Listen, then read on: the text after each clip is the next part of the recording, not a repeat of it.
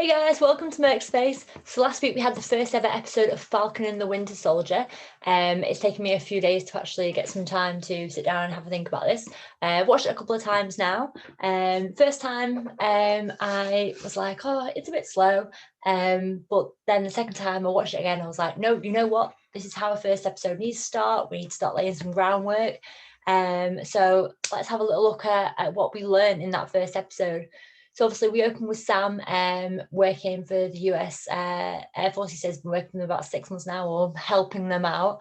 And it was some pretty sick moves, some badass moves we see from Sam in that opening scene. I love Sam. I love the Falcon. I really enjoyed him in all the films. Obviously he's like a smaller character, a smaller role than a lot of the main Avengers, even though he is an Avenger himself. But I always thought he was a cool character. I like Anthony Mackie a lot.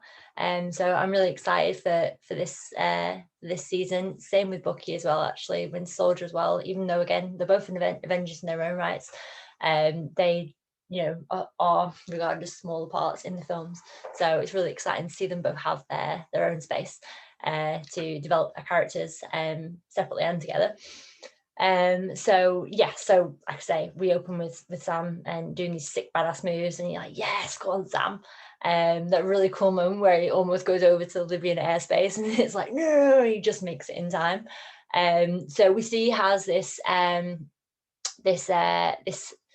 colleague, sidekick, friend, who goes by the name of Joaquin Torres. Well, that is his name. That's why he goes by it. Of course, played by Danny Ramirez. So obviously throughout the whole episode, I was like, oh, who is this guy? He seems like he's, going to be this new character. I kept thinking, is he going to die? Is he going to do something silly? Because keeps going off and doing investigating. But then obviously he didn't die. And I looked a little bit more into his character, and I've discovered that he is a possible future incarnation of the Falcon when Sam steps up to be Captain America.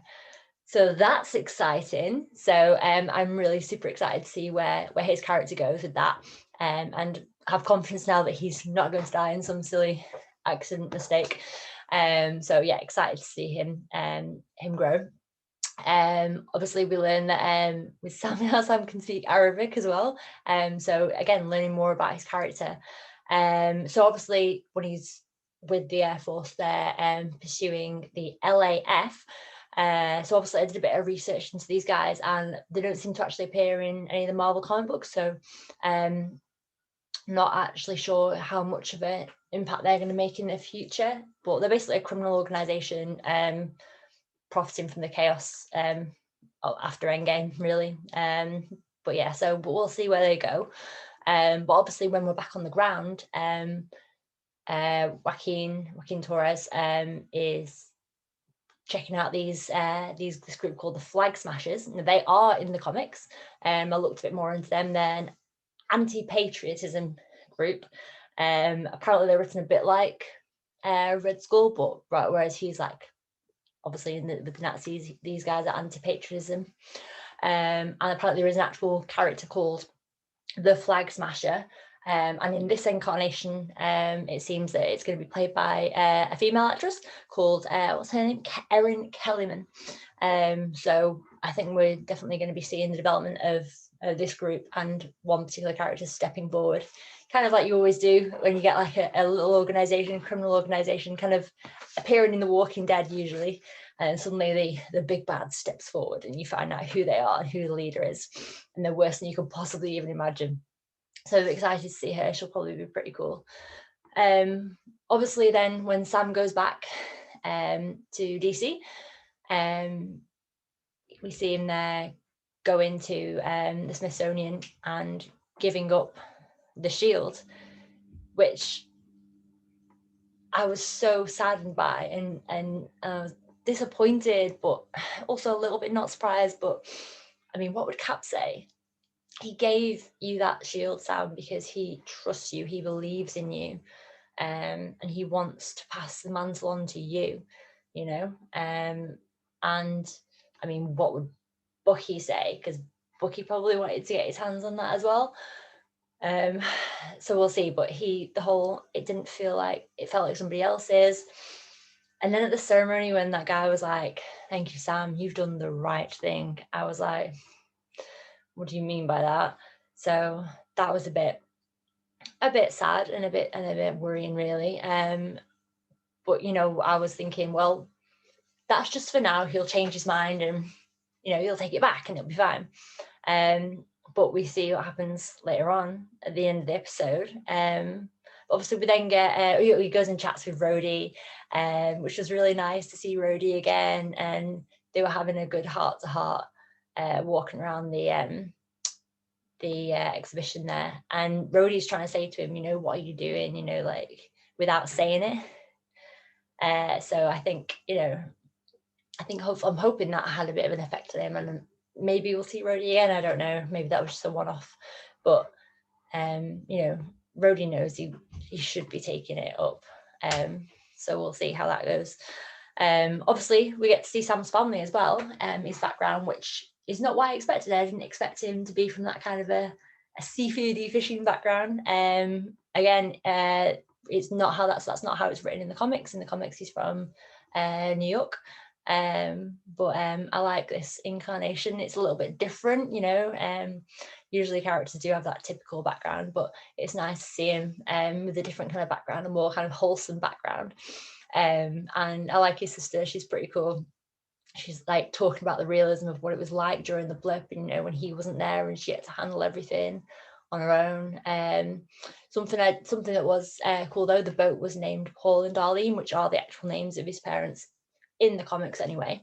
And the whole aspect of trying to get the money from the bank, and the realism of like the guy said in the bank, since people have just started appearing, it's not that simple anymore to give money out, which you do kind of understand. But yeah, again, looking at the reality of what it's like when half the population disappear and then suddenly reappear again. I mean, it must be mental for the economy. But yeah, it'll be interesting to see how that plays out too. Obviously, we see Bucky, or the Winter Soldier. He is Bucky, James Bucky Barnes, in therapy, which it's not surprising after everything he's been through. And like he says in it, he's just gone from fight to fight to fight to fight. He's had a brief bit of peace in Wakanda, but apart from that, he's just had a mental life and not really a proper moment of peace and getting to grips with this new world he's living in. And it's kind of like watching Cap again. When you first watch Cap, and when Black Widow's trying to like encourage him to go dating, and her and Sam are trying to teach him about the modern world, and you can see Bucky struggling with similar things. He's talking about how he's not dated properly, in like half a century more, and how it's all changed and everything. And bless him, it's really sweet to watch, and I really hope we get to see him develop and become more used to the real world again. But yeah, the 3 rules that he has to abide by. So I've written them down here. So nothing illegal, no one gets hurt, and he has to say that I am James Bucky Barnes. I am no longer the Winter Soldier. You're part of my efforts to make amends. Which I think is really funny as well. It's that moment when he's doing all that. It's really funny. It makes it really comedic. But it is also obviously important for his characters to do that, and for his allowing him to come back into the normal world. But yeah, he's definitely an interesting character, for sure. It's really cool to be exploring more of that. But again, you see him sleeping on the floor in an apartment, probably because that's what he's been used to. Yeah, he's damaged for sure. But hopefully Sam can bring him back, because obviously he's been ignoring Sam's messages. Sam's obviously been trying to get in touch with him.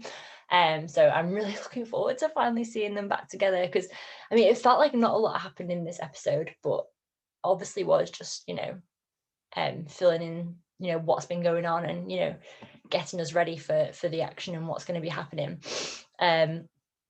So obviously towards the end of the episode, we see on the TV that suddenly the government or whoever it is has decided to create a new Captain America and give this guy the shield.